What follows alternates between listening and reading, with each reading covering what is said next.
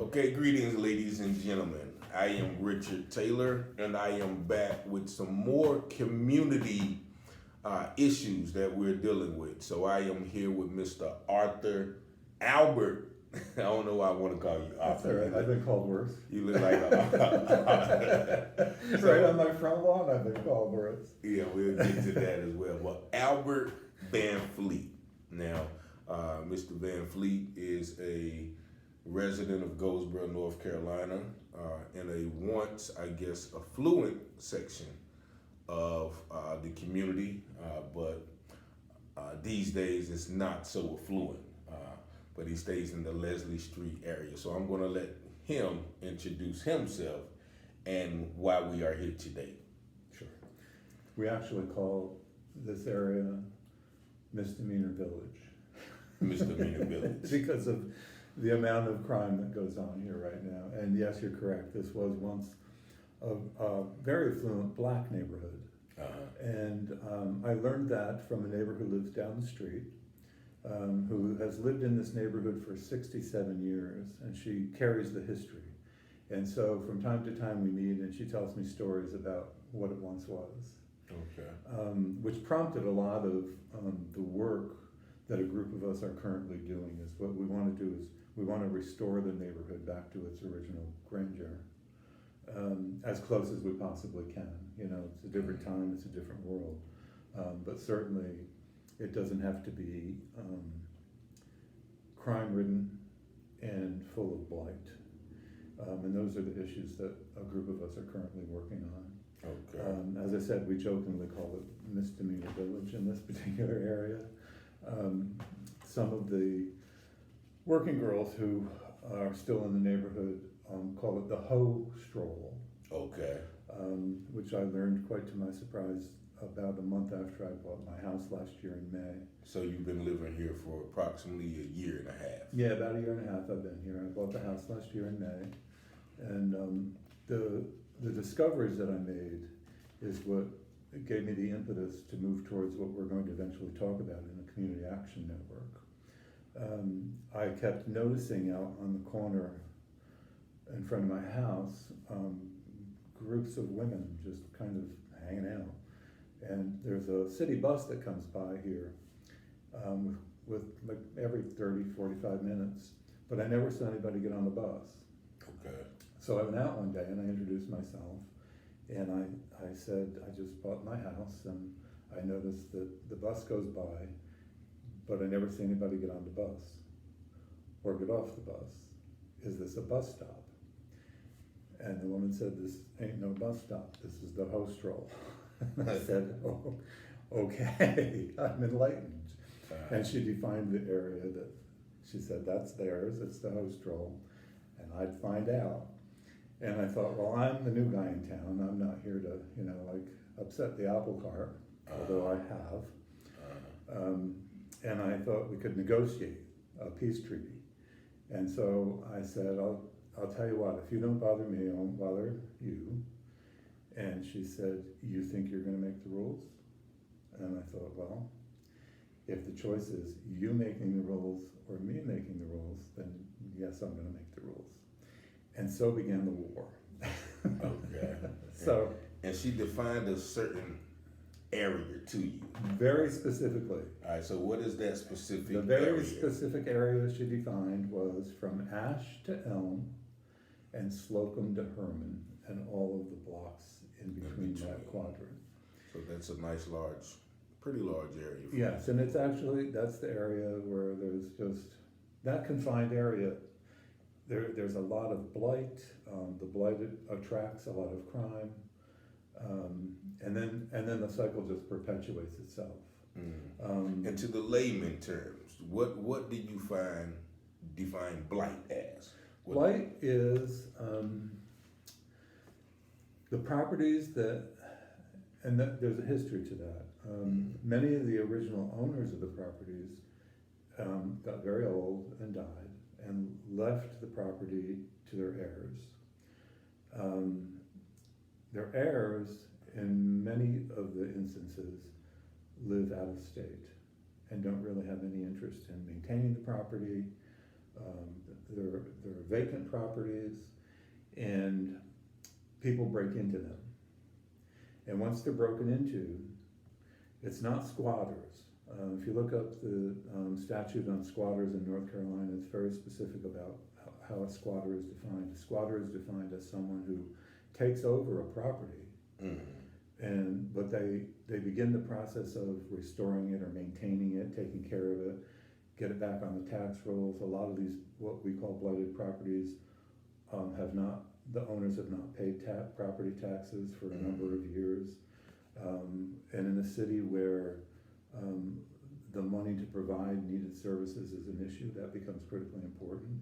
I don't know how many of them there are across the city in terms of being in arrears and delinquent on property taxes.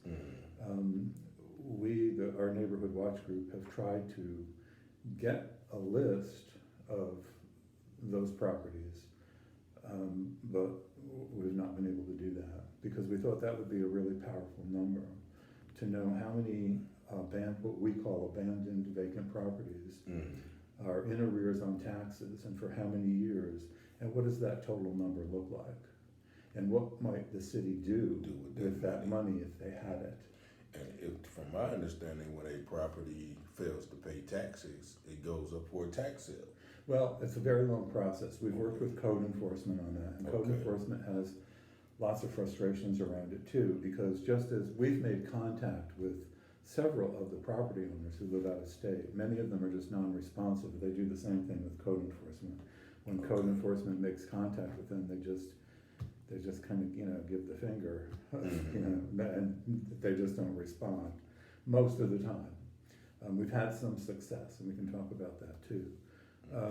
So they're just non-responsive. But there's another underlying issue, and it goes so deep. When the property is left to the original owner's heirs, very frequently it's not left to just one person. It's left to 2 people or 3 people or maybe more. I've seen that. And then what happens is one of those 2 or 3 people wants to sell the property, but the others don't. And so it doesn't ever go anywhere. And then over the years, the property just gets worse and worse and worse, and people take it over.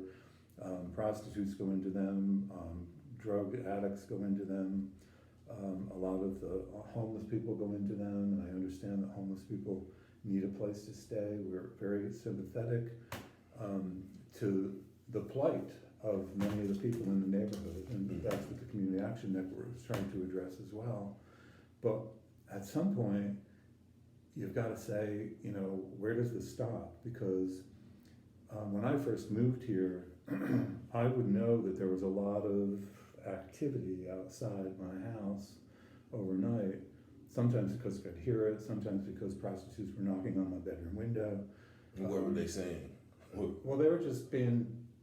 They were messing with you. Yeah. Or they'd ring my doorbell. But I could gauge the amount of activity that was happening outside overnight by the amount of trash that was left on the streets. Okay. And the type of trash that was left on the streets. Some of the pretty vile stuff that had to be picked up. And so I would go out sometimes 3 times a day initially, and with gloves on, and pick up trash to clean up, at least one block radius in each direction. And what I also noticed is around the homes that had been abandoned, that had been broken into, I'd be picking up bras, panties, shoes, just all kinds of clothes. And then they're in on some of the properties, there's really disgusting, dirty mattresses laying out on the lawn. We shouldn't have to put up with that. And at one point, I even tried to negotiate with some of the homeless folks that come through, who sometimes stay in these abandoned properties that have been broken into, by saying, if you could just be a good neighbor and not leave trash all over the place and kind of clean up around the house that you're staying in, it would go a long way in making it more acceptable. So you're actually negotiating No, I couldn't. It didn't have anything to do with that. It basically, there is no negotiation. But we didn't just give up on that because there's no negotiation, because it's still an issue, and those things still have to be addressed. And if anybody rides through, for lack of a better word, the inner city of Goldsboro, there is no shortage of abandoned, boarded up, condemned, whatever you want to call properties that litter not just this particular neighborhood, the Leslie, Pine, Slocum area, but you can go all across the city and see several houses. Yes, you can. And that was the intent of when I started thinking about it myself, about what can we do. It was the impetus for taking action was inspired by my immediate neighborhood. But then as I drove around and learned about Goldsboro, having been new here, I discovered exactly what you just described, that there's no shortage of it in the inner city. The inner city basically is dying. It's just kind of going to seed. I think it's at a tipping point right now. It can go one way or the other. And there is no shortage, which is why it got bigger. So we started with a neighborhood watch to focus on the Evergreen area, which in itself was a little bit too big, because for a neighborhood watch, it should be a little bit more confined, but we opened it up to the whole Evergreen neighborhood to begin it. But it is bigger than that. It spills out into other inner city neighborhoods as well. And so from that came the inspiration for a community action network that would address the issue of what we call blight and the associated crime that it attracts. And just to read this, because that's what we're talking about, the mission of the Goldsboro Community Action Network, which was started by you and a few others. The mission says to restore and rebuild Goldsboro, North Carolina neighborhoods, eliminate residential blight, reduce crime, and strengthen community bonds among residents, which is a noble mission. It is, and it's a big mission. And when we say residents, we mean all residents. We mean, and there are elements of this, and we'll probably dig into it, where we want to address the social issues underneath all of this. And so we wanted to get a team of people that would begin doing the outreach that's needed to talk to people that are on the streets about what can be done to reverse that in their lives. Some people don't want to change that. Yeah. Some people just don't want to change that, and that's their prerogative. Where it becomes a problem is where your prerogative to, and I'm a firm believer that you have the right to do what you want to do with your body. It's your body, and you can do whatever you want to do with it. And that includes frying your brain with drugs or selling your body for sex. I've talked about, why not legalize prostitution? Because what we hear when we talk to law enforcement, most frequently what we hear is that there really isn't much we can do about it. And so, well, if we can't do anything about it, if it's a crime, and there is actually a statute that says this is a crime, and if you're caught doing it, you can be arrested, et cetera, et cetera, et cetera, then you either have to enforce the law, and if you can't enforce that law for whatever the reasons are, and that's what we're hearing, then why not legalize it? Because then you can control and contain it to a greater degree, and there are examples of that in a county in Nevada that has legalized prostitution. And then, people are required to get, testing for STDs and all of those kinds of things. I thought the whole Nevada was legalized. Not the whole state, okay. No, it's a specific county. Okay. Las Vegas? It might be, I can't remember what specific county, but it is. And I mean, in Amsterdam, the red light district is an actual attraction. Yeah. And I thought, well, this neighborhood is very close to downtown. It could become an attraction. It's like, I don't think the powers that and so I got a lot of pushback to that. You know, I got a lot of pushback, and a lot of it was about religious reasons and things of that Yeah, nature. we are in the Bible Belt. I understand that, but Yeah. here's the thing. I live close to a church, and there's a lot of prostitution that was going on the grounds of the church, and the church wasn't taking any action about that. So, Did they know about it? well, I can't say 100%, but I can't imagine. I'm pretty sure it's not going on when they're having church services. Probably no, and that's been greatly reduced. Okay. As a result of what we're doing, which brings me to something I found yesterday. Okay. Yeah. What did you find? There was something that happened in the 1990s in Baltimore, and it's referred to as the Monument Street Moms. Okay. And at some point in the 1990s, there was a neighborhood, a monument near Monument Street in Baltimore that sounds like experiencing a lot of what we're experiencing here now in this neighborhood. And a group of black women decided, we're not going to put up with this, take it anymore. And so they did something that the police actually told us is the single most powerful thing you can do is be visible. Okay. And like be outside and be visible. And just by being outside and being visible, people that have ill intent are aware now that there are eyes on them, and things start to change. And what this group of black women did to take back their neighborhood was they came together, kind of like a neighborhood watch, and they decided we're not going to do this anymore. And they took their lawn chairs and they sat outside on their lawns, and they let people know they were being seen. And the people that were in the neighborhood with ill intent became uncomfortable enough with that they left.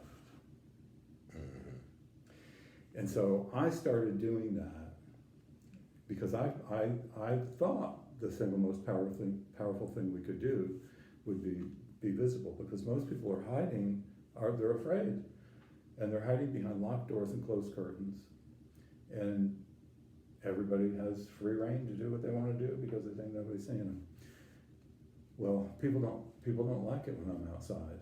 They would much prefer I'm inside, and so I have people that come by and call me names, they threaten to kill me, they threaten to shoot me, all kinds of things. But it works if people will do it. If more people will do it, it'll work, but people are still afraid. And that goes to another question I wanted to ask, like what type of things have you experienced? Well, I had what I do in my part of my being outside is when there are prostitutes that are kind of like setting up business out in front of my house, people walk through all the time, and they've taken my being outside as harassment. They tell me I'm harassing them, and it's like I'm being outside, and they also perceive that as my saying to them, you can't walk down my street, which I've never said to anyone. I'm not so stupid as to think that I can tell people they can't walk down the street. What I can do when they're hanging out or loitering with the intent to either buy or sell drugs or sex is ask them to move on. A police officer recently told me that I really can't do that unless they're on my property. I have no right to tell people they're loitering, which I'm not sure is true. But the problem is, I think that same officer told one of the prostitutes that I had to call law enforcement about the same thing, and now she's spreading the word that unless you're on the property, they can't tell you to move along. So one of the things that happened was, I'll sometimes go out, because they'll be right at the end of my front walkway, and they'll say, I'm waiting for my ride. And I'm always puzzled about why they have to wait for the ride on some other street or at somebody else's home. When I'm waiting for my ride, my friends come pick me up at my house. And so sometimes I'll stand with them and say, well, I'll wait with you until your ride comes, because this is a dangerous neighborhood. And they don't like that, because then when the ride comes, they see me and makes it kind of business is lost. Well, what happened one day was there was one of the prostitutes was out here setting up camp, and I went out and did that, and I said, this is dangerous neighborhood, so I'll walk you through. And she wasn't having it, and she picked up a chunk of a brick that was in the gutter, and she hurled it at me. Luckily, I turned just in time and it hit me in the back. And what I've taken to doing is wearing a body camera when I'm outside. And so I was able to capture that on video, and I had her, saying what she was going to do. She said she was going to beat my ass, and then proceeded to pick up a brick and throw it at me. And she was apprehended and served time in jail. And what happened was that they discovered, once she was apprehended for the assault, is that she also had outstanding warrants in other counties. So when she finished serving her time here, they transferred her to the other counties to face what she had fled from in those counties, and now she's facing almost 2 years. But that's an example on one extreme of, that's the only time I've been physically assaulted, but I've been threatened by people who said they were going to come back and shoot me.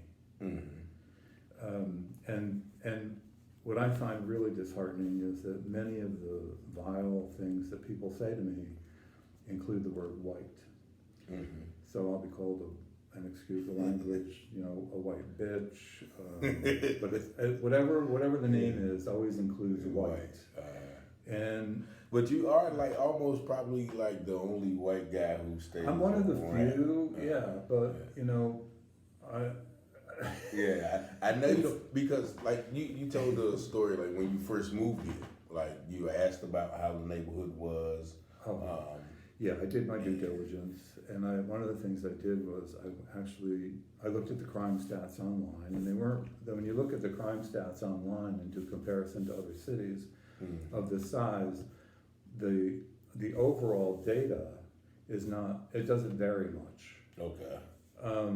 But the important thing is when you're looking to buy a home is you can start there, but then you got to drill it down to that specific neighborhood. Like what's happening in this neighborhood, because that data goes into the overall data for the city.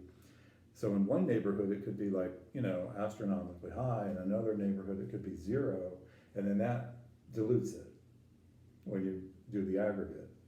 So I went to the police station and I explained who I was and that I was looking to buy a home, and I told them where it was.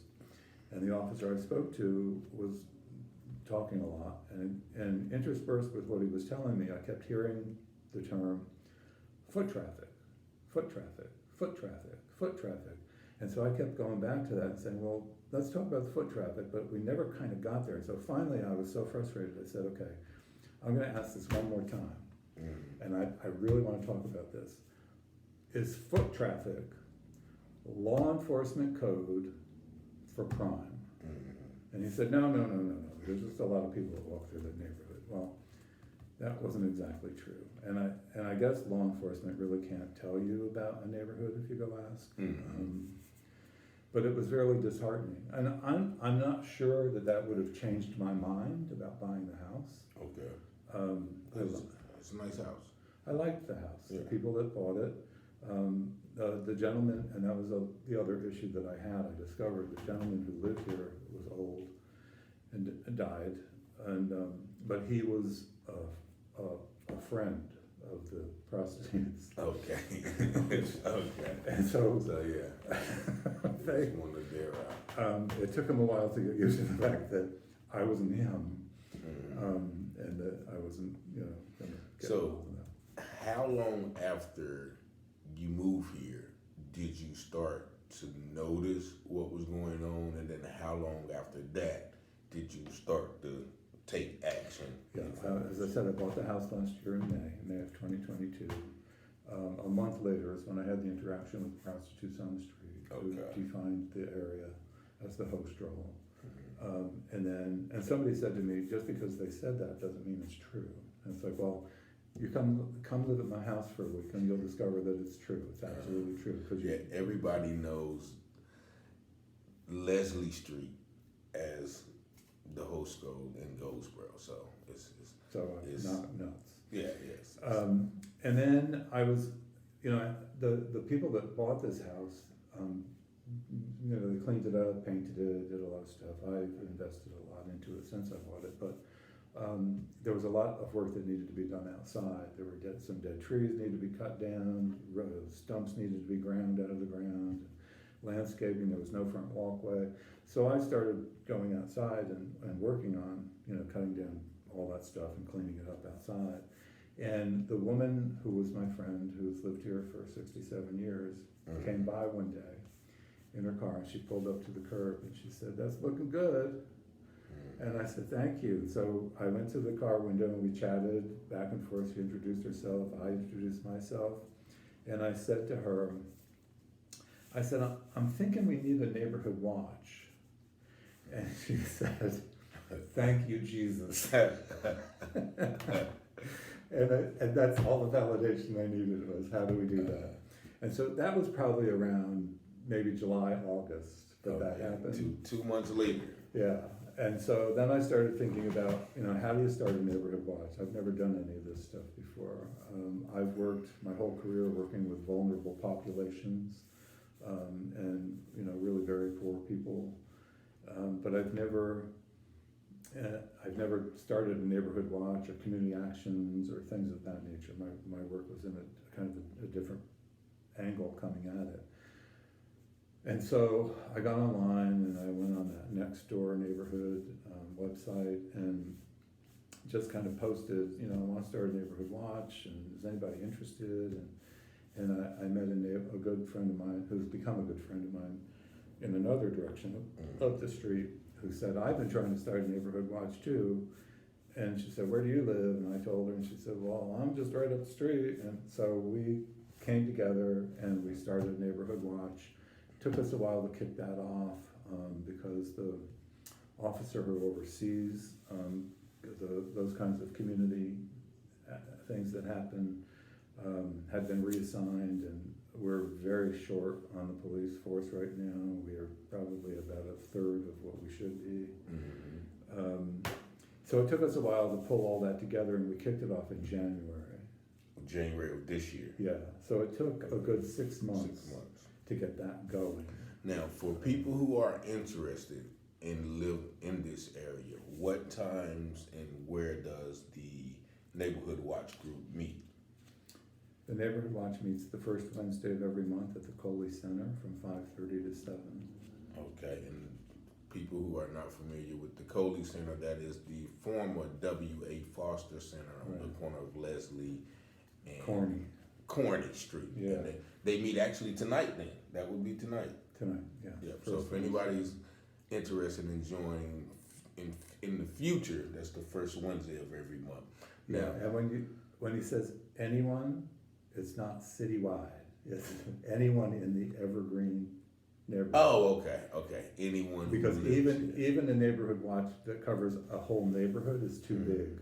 Well, can at least like persons who are just coming to see how does Neighborhood Watch work? Can they just come and kind of glean and see? I don't think that would be a problem at all. And the woman who runs the Neighborhood Watch and we actually had a booth at the National Night Out. Okay. To get people to, tell us, are you interested in the Neighborhood Watch? And there were some people that came who really were, and we turned that over to the law enforcement, Corporal Davis, Marissa Davis, who oversees starting up neighborhood watches. Okay. And that's actually the first step you need to take, is you need to make contact with the police department, because they need to help define the area that will become your neighborhood watch. Okay. And you need the approval of the Goldsboro Police Department for your neighborhood. I mean, you can start one without it, but there are certain things that if you want to get them done, you need the approval of law enforcement. And one example of that is we knew we had to have neighborhood watch signs put up, because they do make a difference, that people know that, okay, something's changed in this neighborhood. There's the signs everywhere. And in order to get those put up, you need the approval of the police department.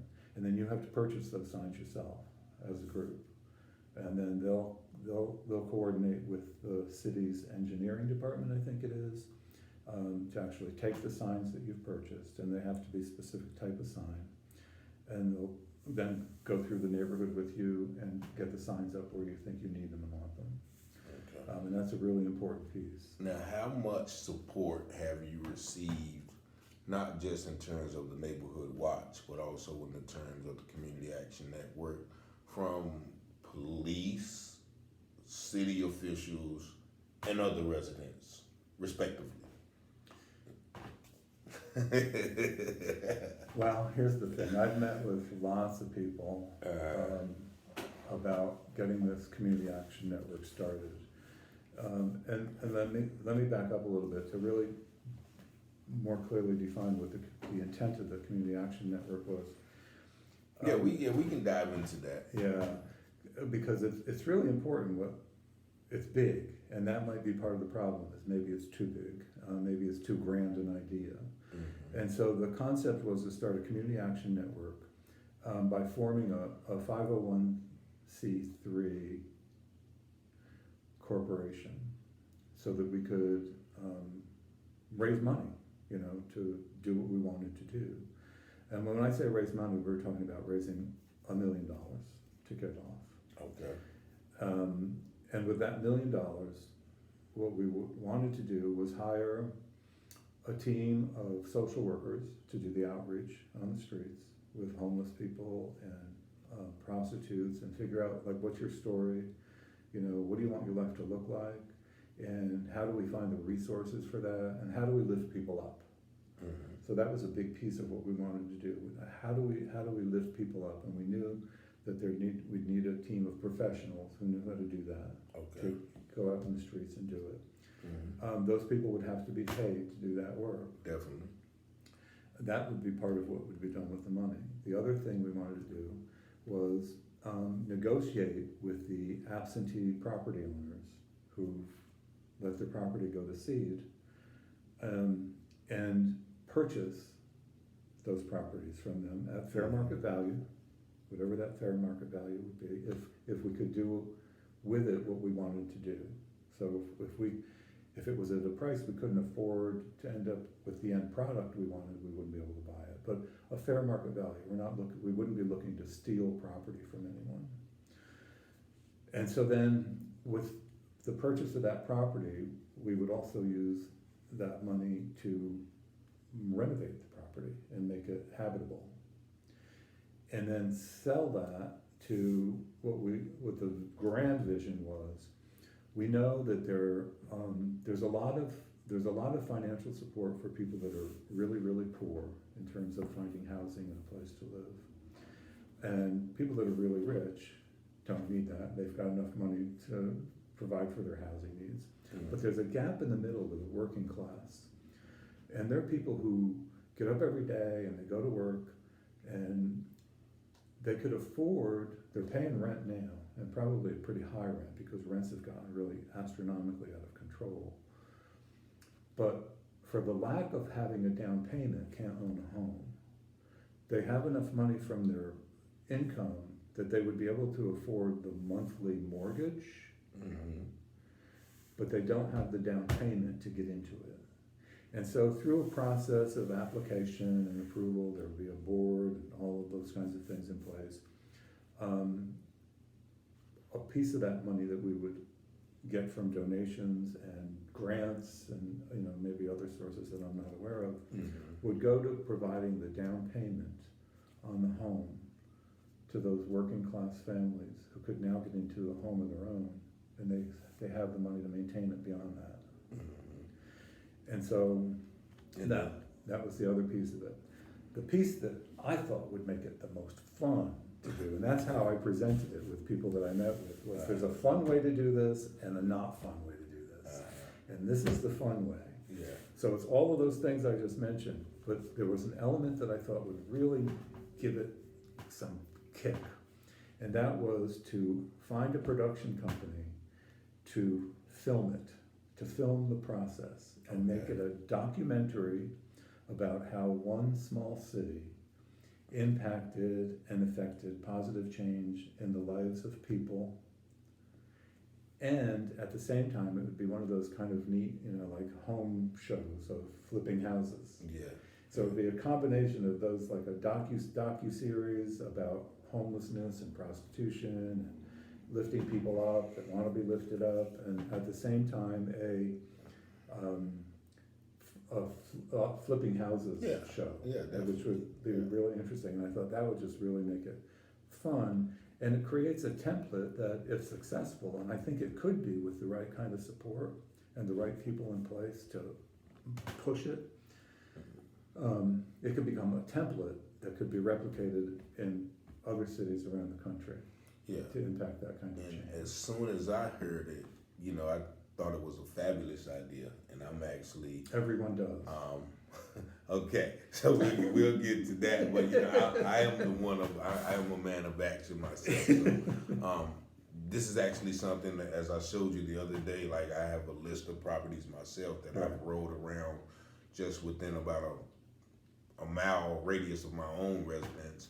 And I've written down each individual house that's boarded up, abandoned, vacated, blighted, whatever you want to call them. And within about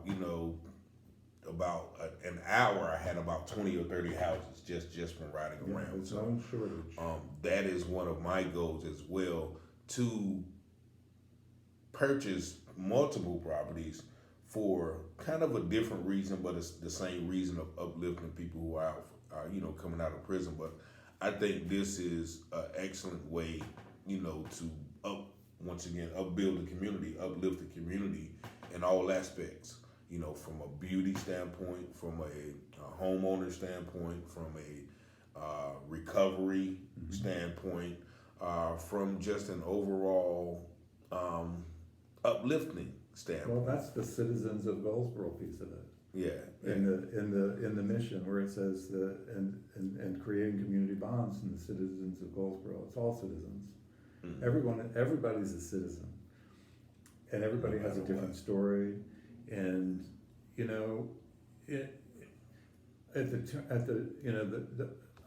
the turn of a dime, any of us could end up on the street. Definitely. I mean, that's just the way life is now. Mm-hmm. I mean, something could happen in you. It could be a medical expense. It could be. I mean, any of us could end up, on the street for various reasons. And a lot of what happens to the women on the street is something occurred in their life. They ended up on the street, and and I've met some. We have conversations.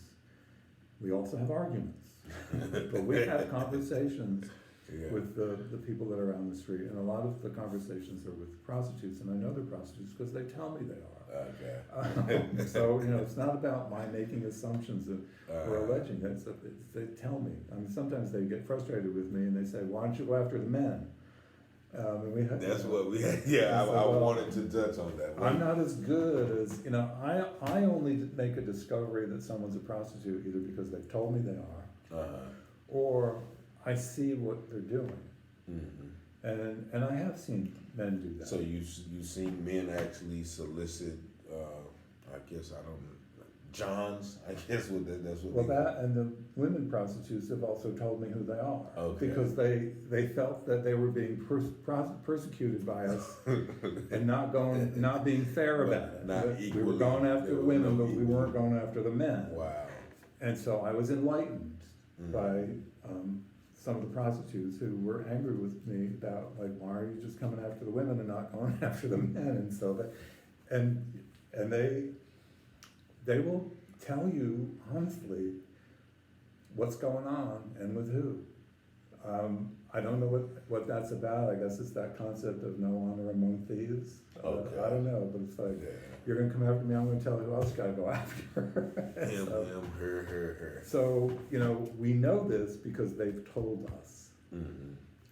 And then there are still people that say, well, just because they say that doesn't mean it's true. But through observation, you can say, okay, they said this, and now I see this happening, and so that makes it true until proven otherwise. But based on what I have, that's true. So once again, like, what what type of people have you presented this idea to? Oh. You said everybody thinks it's a good Yeah, idea. everybody says this is a great idea, we really need this, and basically then they say, let me know how it goes. Okay, so, Some people will say, you know who you need to talk to? You need to talk to this person. I'm like, Okay. great, okay, now I'll go talk to that person. And they'll either say, this is a great idea, let me know how it goes, or they'll tell me who else I need to talk to. okay, And now I've gotten to the point where most recently the people I'm meeting with are referring me back to the original people who referred me back to them. So now it's just going in circles. And I've had a few of, just regular people in Goldsboro who thought, this is a great idea, let's do it. But it's not enough to bring together, to have the strength that's needed to really make it work. okay, So to begin I know that there's two types of not-for-profit organizations, and there's one you can start in North Carolina where you only need one person to do that, which is great. There's another kind of not-for-profit where you have to start with at least 3 people to form the board okay, to kick it off. And the differences are that with the one where you have one person, as I understand it, you can collect donations for your not-for-profit, but the people that give you those donations cannot write it off on their taxes. With the other type where you need at least 3 people to start the initial board for the corporation, with that not-for-profit, you can collect donations and the people can write that off on their taxes, and that becomes critically important for this project, because as I said, we'd be looking initially to raise $1 million through a capital campaign, which means we're going after big money donors, like okay. local Corporations. businesses, like that would have a vested interest in the whole project, like Home Depot, Lowe's, those kinds of places where they'd be getting business from that, from the renovations of the home. Okay, As well as they're in this community doing business. And so we would have been looking for big money donations from those types of businesses with their, corporate citizenship. And they'd be wanting to, have the tax incentive as well. And so that's why it became critically important.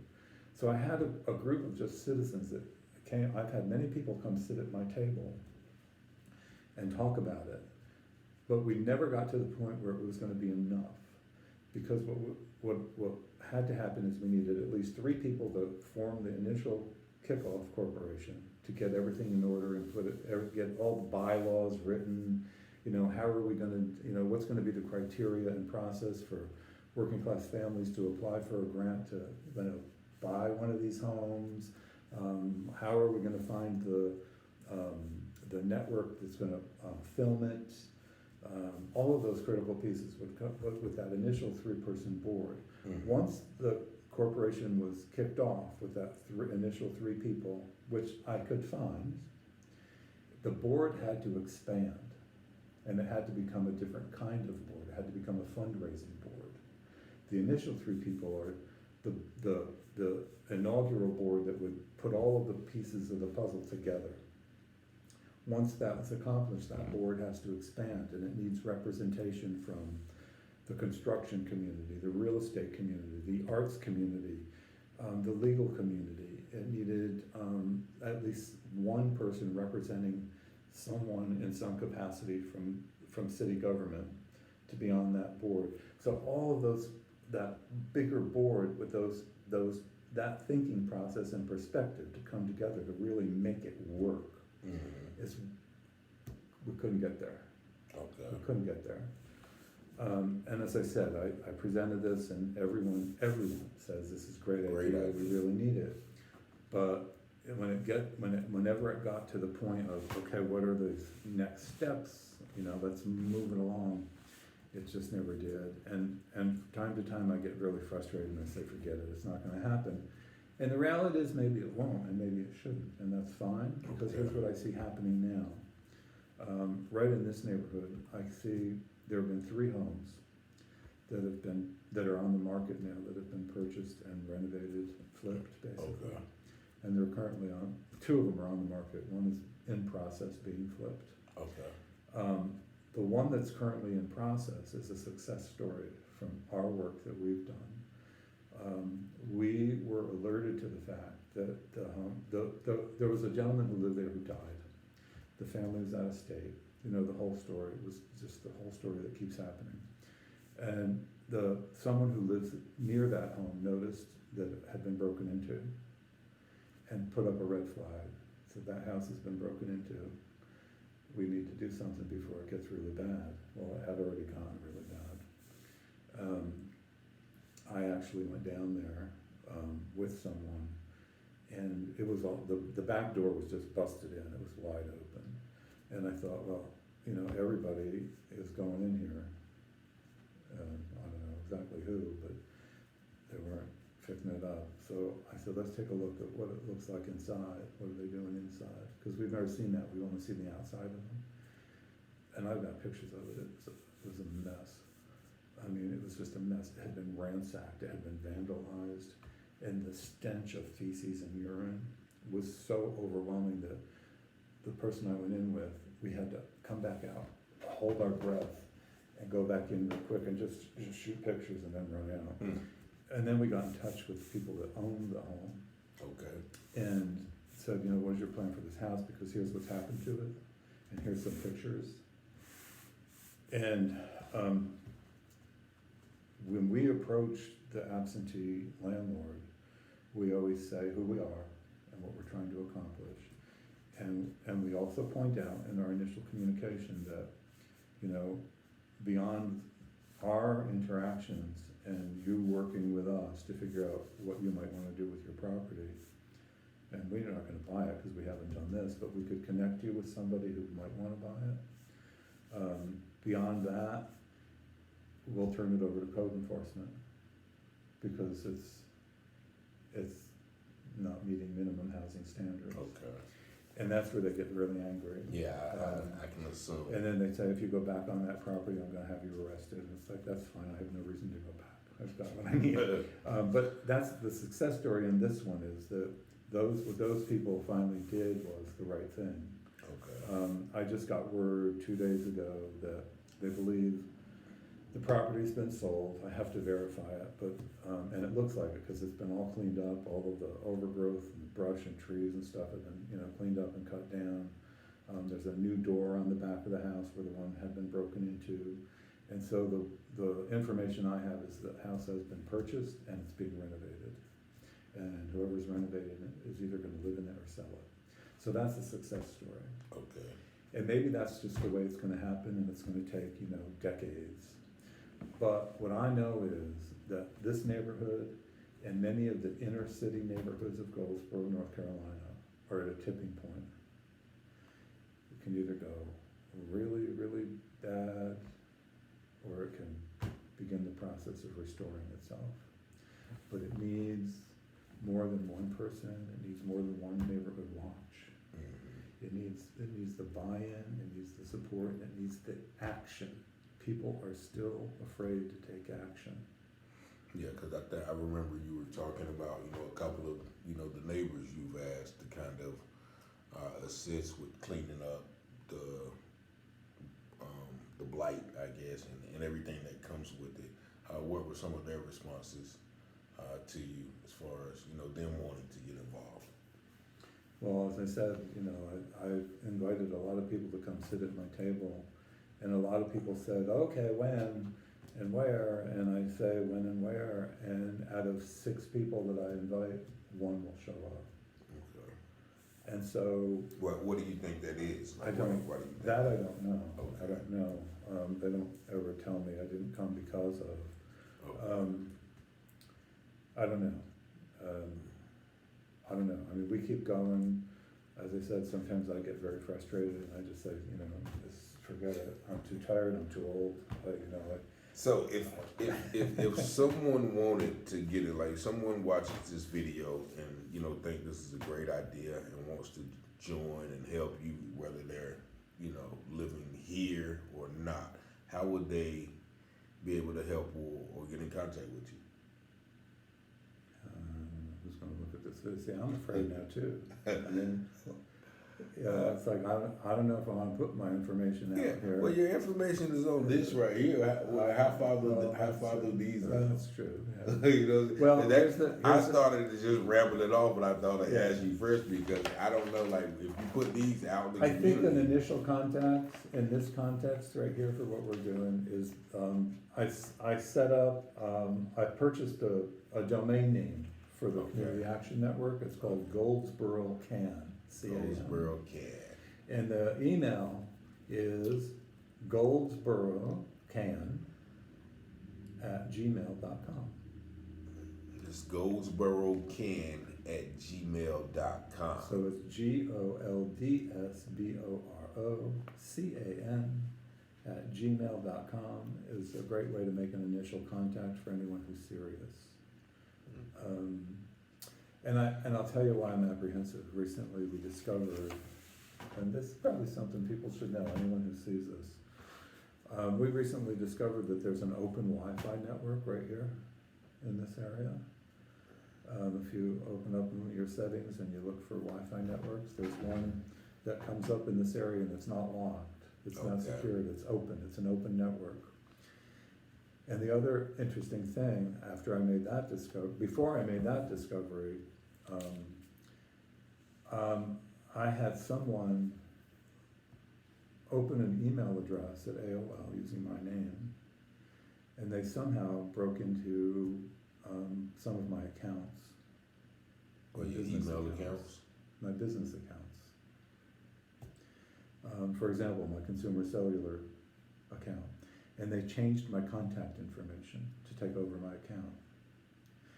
And I'm thinking there's a connection, and I've made contact with cybercrimes to investigate it, because I'm thinking there might be a link between this open Wi-Fi network that's really strong right out here in this neighborhood and the fact that I've been a victim of cybercrime. And then immediately after that, what happened was, so I got a notification, that's how I found out about it. I got a notification from Consumer Cellular saying, your contact information has been changed, and here's the new address we have. And I thought, I didn't do that. And so I called them and fixed that. But at the same time that was happening, I discovered it early.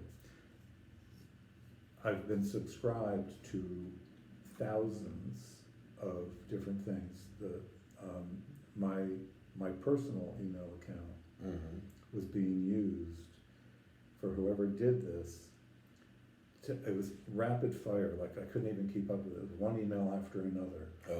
You've been subscribed, confirm your subscription, and some of these things were pay sites, and there were places where people you could go and buy things, and so it became a very alarming thing in my life. And I reported it all, and I cleaned it up on my end, but it's being investigated now.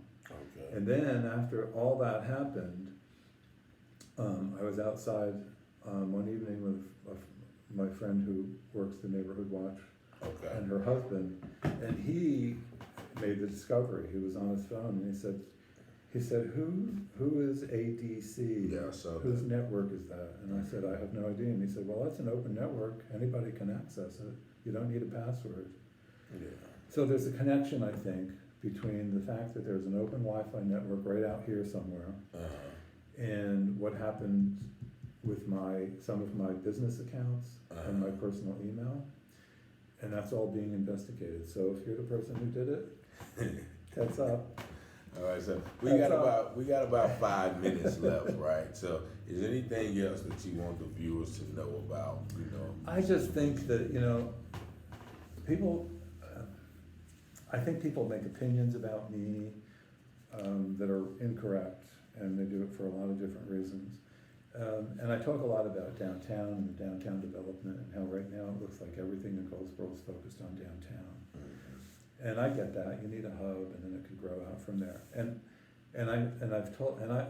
I graduated from the Citizens Academy in March of this year. I went through that program that the city has, and it's a great program. You learn a lot about the city and all the departments, and you get to meet people. That's how I was able to make contact with a lot of people I spoke to initially about the Community Action Network. But when I talk about downtown and how, all the resources go downtown, and I get that they got grants specifically to do that, but at some point you've gotta spread it out from there. And I moved to Goldsboro, when I was looking at the place I wanted to live in North Carolina, I had lived in Raleigh for a year, I knew I didn't wanna stay there, because I moved here from Austin, Texas, and what I see happening in Raleigh is exactly what happened in Austin, Texas, and I got taxed out of my home. Okay. And I think that's gonna happen there. But I'm not bad mouthing the city, or the focus on the downtown, that's why I moved here. I made the assumption that because of all the great things that were happening downtown, were happening across the city, and that the whole city was really being, there was an excitement, and that energy and that rebuilding and restoring It's everywhere. was going to happen everywhere. And I haven't seen that. I haven't seen that. Yeah, it's sort of like the analogy you made yesterday, I think, where, they got everything good going on in one place, and it's sort of like they push everything negative. We talk about that in our this, neighborhood this watch. place, Yeah. and so they can contain it and keep it there. And they know where it because is. they know how to avoid it. They don't have to deal with it. They can drive around it. They can pretty much ignore it because it's not leaving this area. Like you said, like you can go further down Evergreen, and that neighborhood doesn't have these same problems. Right. So, Yeah, I think and we talk about that because that's the way it feels, is that we talk about how it feels like it's been decided at some point that if we push everything over here, at least we know where it is. And maybe you can park it here while you start working over here, and eventually you'll get to it, I don't know, but it just feels that way. It could be right, it could be wrong, but it feels like everything has been pushed here in order to accomplish something over here. And I think there's probably a different way to do that, if that's the case. Yeah, this is definitely a more collective, constructive, and inclusive way, I think, to make the entire Goldsboro city better. And I think this Goldsboro Can Community Action Network is a step in the right direction, even just the idea, to open people's minds up. Well, that's true, for people that have, learned about it and actually come and sit down and talk about it,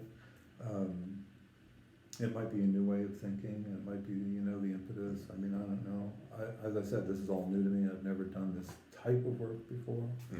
I'm kind of learning about it as I go and figuring it out as I go. This has evolved, and I tell people all the time that just because this is a one-page snapshot that's, designed to give you, the big broad stroke, big vision, maybe generate some excitement. But what comes behind this is probably a big stack of stuff in terms of bylaws and process and policies and procedures and legal things. And I can do that by myself, but why would I want to? Well, knowing that if I do all that work, then nobody's going. It's not going to go anywhere. It's got to be done with a collective of people that are energized and excited and want to do it. I may have had this initial idea, but that doesn't mean this is exactly what it has to be. There's lots of room for refinement and addition and change and deletion, but that's got to come from the people that are the stakeholders. I shouldn't be the person deciding that for a whole city. Other people have to come in. And the fact that you are what they call a transplant, speaks volumes. Well, there's a lot to be said for fresh eyes. I know, yeah, okay. But yeah, you're right, because you're able to see it, and a lot of the people, like I've mentioned and we talked about, are just used to it. They accept it. No. They don't come outside after a certain time. They don't sit on their porches, things like that, things that normal people would do. Here's something really sad. There are a number of families in this neighborhood that have young children, and it's a rare sight to see young children outside playing. And that's kind of sad. I grew up, when I was a kid, we'd play kickball in the street, we'd be outside all the time, playing outside. It's rare that I see any of I have neighbors across the street that have children, and I never see them outside playing. Yeah, that speaks to a level of, like I used to hear stories when I was coming up on, my parents growing up, and they were able to sleep with the door open and things like that.